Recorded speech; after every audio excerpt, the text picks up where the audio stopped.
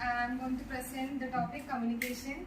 So I think two of the groups have taken already the what is communication. So I'm going to straight topic, the communication.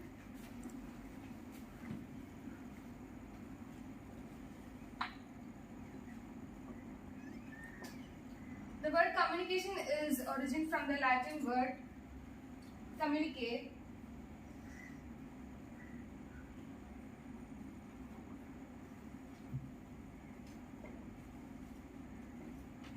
which means to transmit. And the communicate, the Latin word communicate is being originated from the root called communiques, which means to share. So what is communication?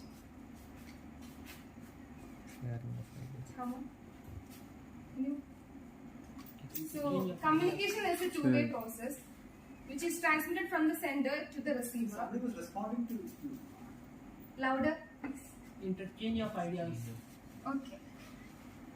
So the communication is a two-way process transmitted from one person to another in the form of opinions, ideas, thoughts or feelings. So in communication, if I am talking to Chero, if I am having an oral conversation with Chero, for example, Chero, ninakku sugamano. You don't understand because she doesn't understand what I am saying because I am speaking in another language that she doesn't understand. So is it an effective communication? No, it's not an effective communication. A communication is effective only when the transmitted message is being understood by the receiver end. When the sender is sending a message to the receiver should understand the message. Then only the communication would be effective. Otherwise, it is not an effective communication. So moving on to the communication process. The communication process includes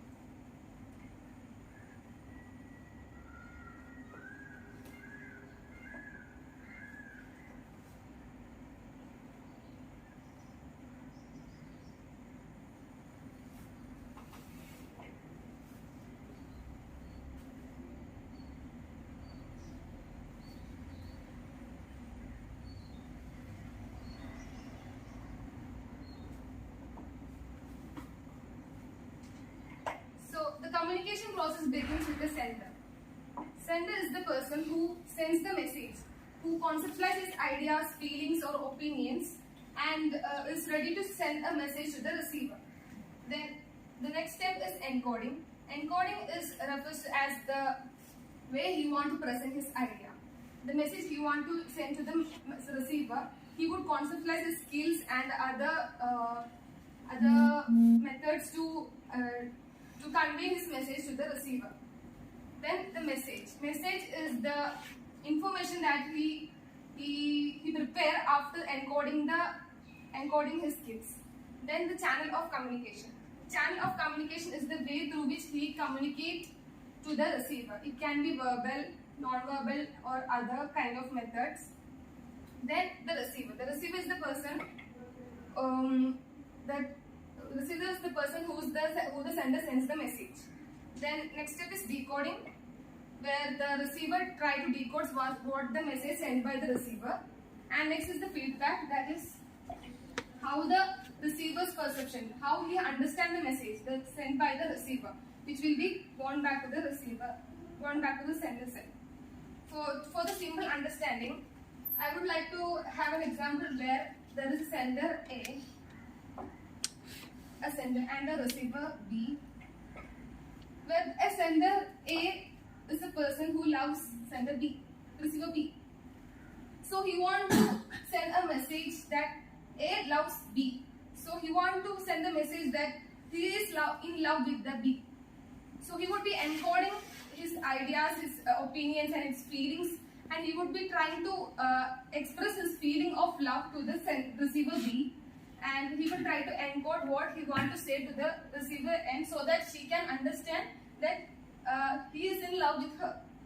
Then the message is that it can be of any type. It can be in the form of written letter, or in the form of gestures, or in any kind of method. So he would try to get into a conclusion that in what we have to express his feeling of love. Then the channel of communication is like the way he want to express his feelings. It can be through a letter, or through a gesture, or through other mode of communication. Then the receiver. The receiver is, as I said, it's the B person, and the decoding is how she understands what he had expressed. Maybe she may understand what he is expressing through the form of message, or she may not understand. And the feedback is how she is taking that message in a positive or negative way. I hope it's clear. Any doubts? No doubts. As we explained, communication is a two-way process. There is a sender and a receiver. Sender is a person who delivers the message, and receiver is one who accepts the message. So there are many factors that affect the communication process. So we already explained what are the factors. Can you remember? Status.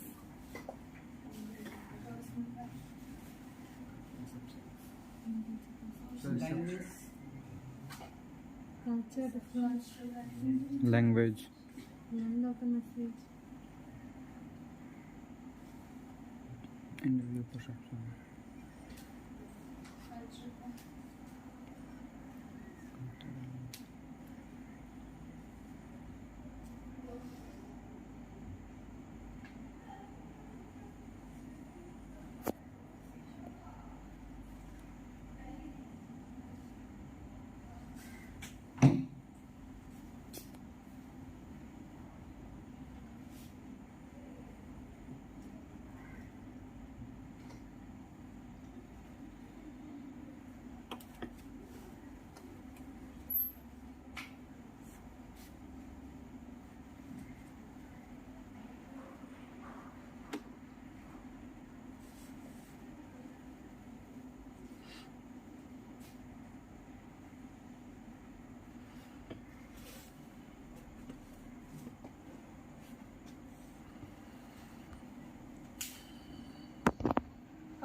First factor is status.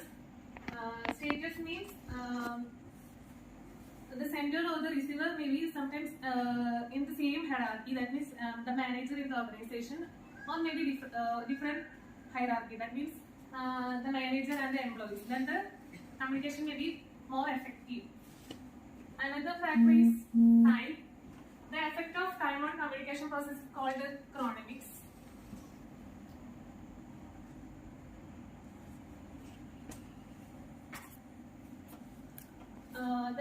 The amount of time that required in communication process is actually determined by the client needs.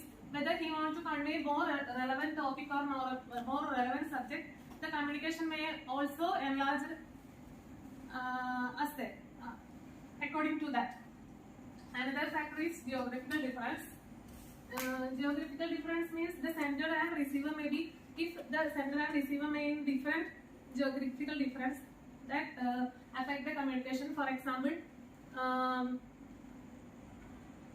am from Kerala and Vishal from Bihar, right? UP. Uttar Pradesh. Uttar Pradesh. Then if I want to convey him a message, then if I told him in my language, it is very difficult for him to understand. That is geographical difference. Another one is position. Position has a crucial role in the communication process. That means if a manager or a superior manager in the organization tells something to his subordinates, he then that may be more effective because he is in such a position and he has some more knowledge and experience that also influence the communication process. And another one is use of language. Use of language means that the language must be familiar to the receiver and the sender. For example, if a person, consider a person X and consider another person Y. X is from one of a native village and Y is from Y is a person who know various languages. Then if X only use some native words and native sentences in his communication process, that is very difficult to understand to the Y because the use of language must be familiar to the receiver and the sender. Another one is cultural difference. According to the culture, there may be some variations in the values and something, so that may be also affect the communication process. Perception, we already studied about what is perception. Perception means sensing and understanding the world around us. So individual perception has a greater role in communication process. That means the need and preference of the children and the elderly people is entirely different from what the young adults. That is individual perception. These are the factors of communication. Another one is channels of communication.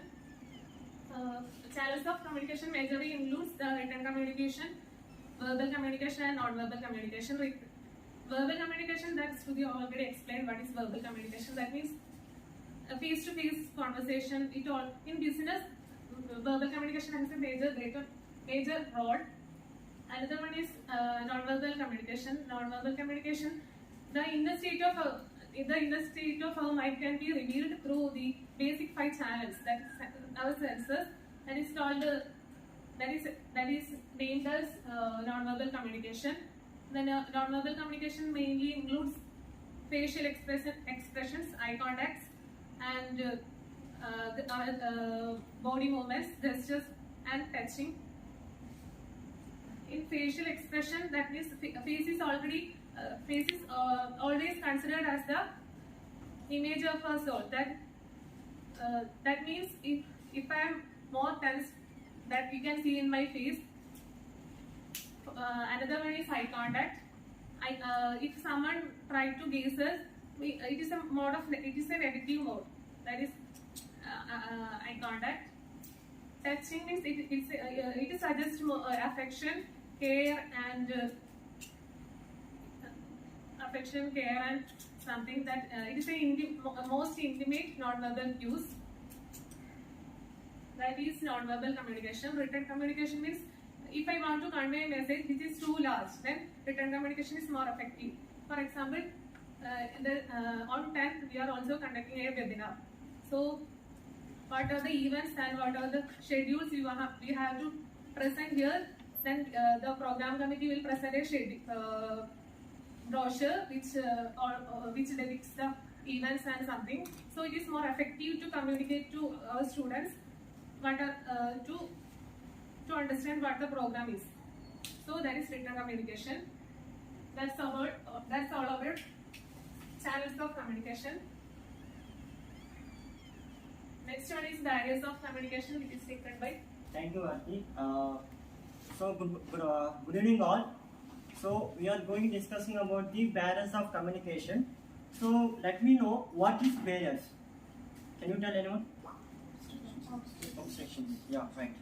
So there is in the company also obstructions like barriers in the effective communication.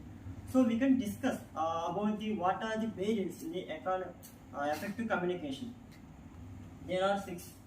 So one is the dissatisfaction, disinterest with the one job.